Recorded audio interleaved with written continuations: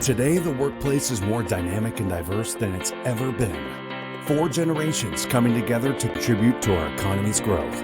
But new challenges in the workplace are growing each and every day. This podcast brings corporate leaders to you, sharing solutions and strategies to enhance your company's culture and bring your people together. Rise Up For You presents its newest podcast series, Workplace Solutions.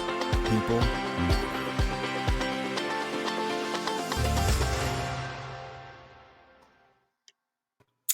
Hello, everybody. Welcome. This is the Rise Up For You Workplace Solutions podcast. We are so honored to be here.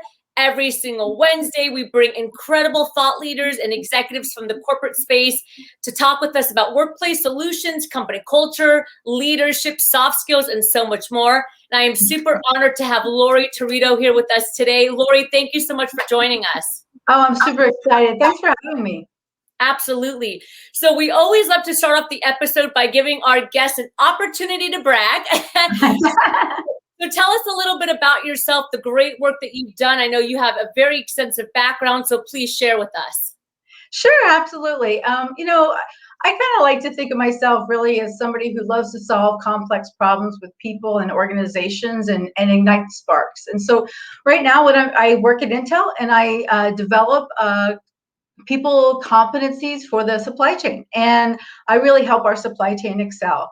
In addition to that, I'm an executive coach at Intel. And so I work a lot with our leaders and our executives in terms of building all the kinds of skills and abilities they need for leading people and organizations forward. And it's such an honor to be here. I know one of the areas we've been working on lately in the supply chain at Intel is around data analytics and around how to utilize people capabilities in order to further the technical aspects of our organization. So it's really great to be here. Thank you. And this is this is an interesting subject that I want to jump into is oftentimes when we think about leadership or soft skills, and then we think about technology, we think that they're like resistant to each other. Right. Right. So anyone that, is in that technology space or maybe considers themselves, like a chief technology officer, that the leadership components or the qualities aren't as important. Can you speak to that a little bit? Yeah, they're super important. And actually recently what we've done in the company I work for is redone our technical readiness indicators to align to exactly the same kind of indicators that we look for in our executives leading organizations. Because in reality, leading thoughts and leading the technical roadmap for our company also includes leading people towards that. I mean, nothing happens just through the mind. It all happens through relationships. And so really getting good at cultivating the kind of relationships that help you forward a good technical thought and gather people to rally around that takes a tremendous amount of what we call soft skills that aren't really so soft. They're kind of hard. Yeah. I say that all the time. Soft skills are easy to understand, but the implementation and not so really much. shifting the behaviors, not so much. We're right on the same page, Laurie. So, it's interesting that you said that because when I think about leaders and oftentimes when our company is working with leaders and executives, we go to emotional intelligence first. We say let's start here because this really is the foundation for moving forward as a positive leader and creating that transformation. What would you say are some really key factors that are important for positive leadership today in 2020? Knowing that, we're moving out of the pandemic, for example, I think we can all agree that for the most part, most industries are going to remain hybrid. Nothing is going to go back completely to the normal, the way that we had it before. Right. So what would you say now are the skills that a leader really needs to cultivate and tap into? Well, first and foremost, the self-awareness. I think it all starts there in terms of really understanding yourself and what you're up to. A lot of times we're not even aware of how many times we're operating out of our personality or our ego, which oftentimes gets triggered throughout the day, right? So becoming aware of what are your triggers and how you interact with the world can help you become aware of what the impact is on those around you. But beyond that, then I think it's really around authenticity, right? We really need to be able to show as leaders that we can be vulnerable too, because that allows the people around us to feel safe and secure. So cultivating that psychological safety in those around us takes a tremendous amount of, as you mentioned, emotional intelligence, self-awareness, and then being, ability to be vulnerable and humble in the fact that you're also human and learning as you go, right? So that role models to the rest of the organization, it's okay to not be perfect. And so that way you get the bad information as well as the good, so you can operate on it faster.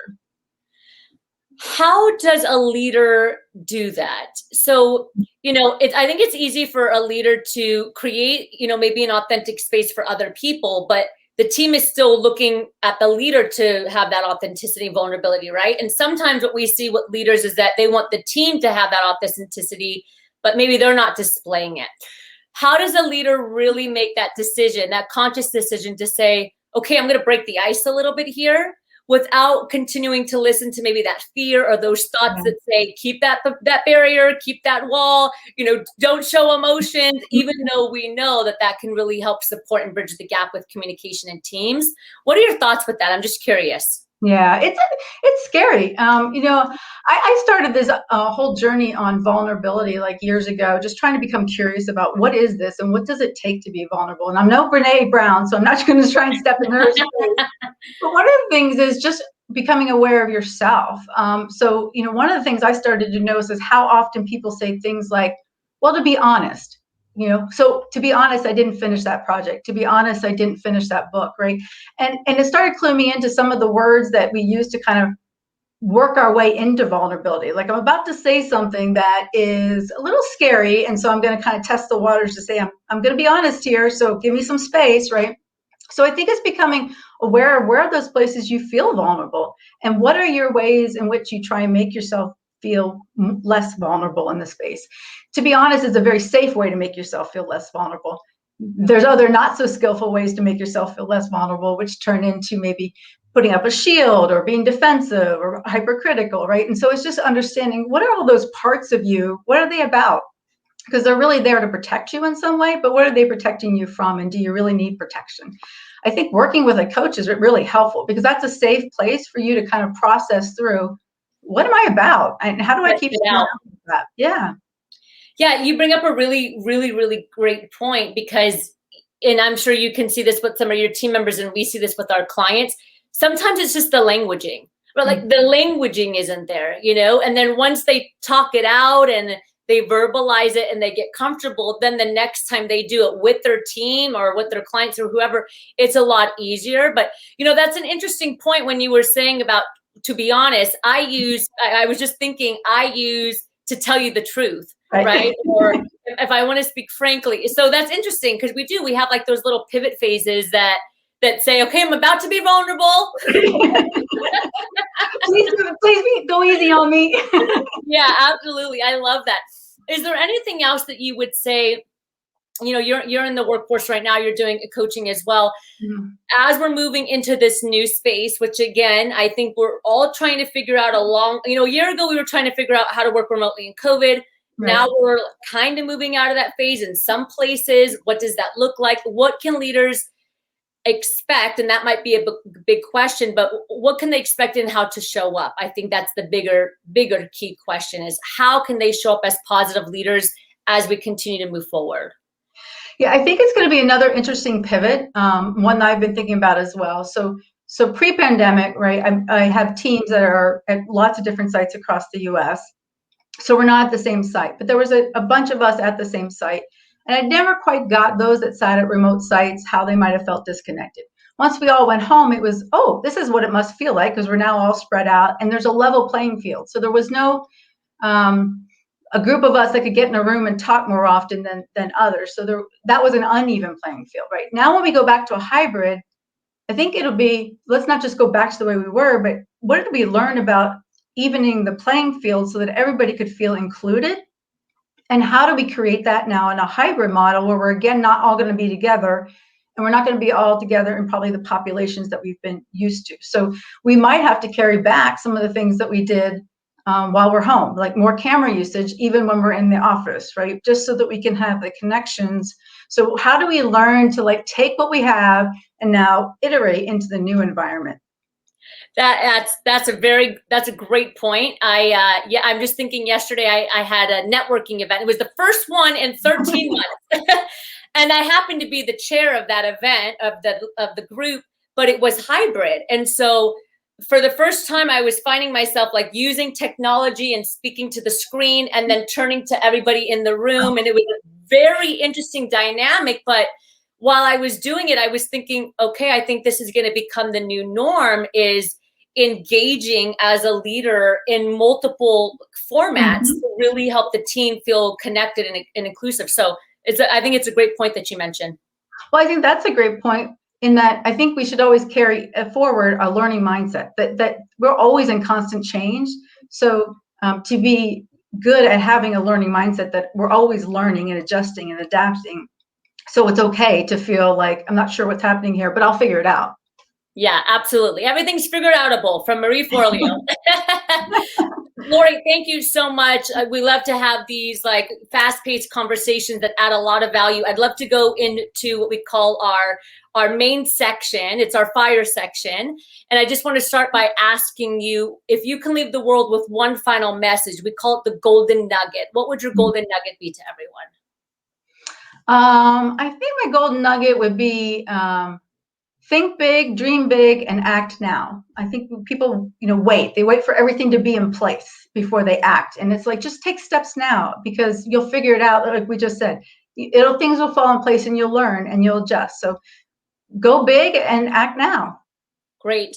And if you can say one, we talk a lot about values. I'm sure you do as well. What's one value that's a complete non-negotiable for you? Yeah, and I don't know if it's necessarily a value, but when I think about it, I think about passion. It's like, whatever I decide that I'm going to do, I bring all of me to it. It's not like you just, go, well, I'll try that and I'll just try it on, but I'll really be on the sidelines. It's like, I'm passionate and I like people around me to be passionate. So if you're not loving what you're doing, or you're not passionate and believe in what you're doing, then find the thing that actually makes you passionate. So I believe totally in just be passionate, whatever you're doing. Absolutely.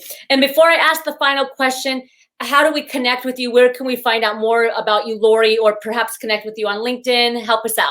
Yep, LinkedIn, Laurie Territo. You can find me there, and definitely connect with me there. Wonderful.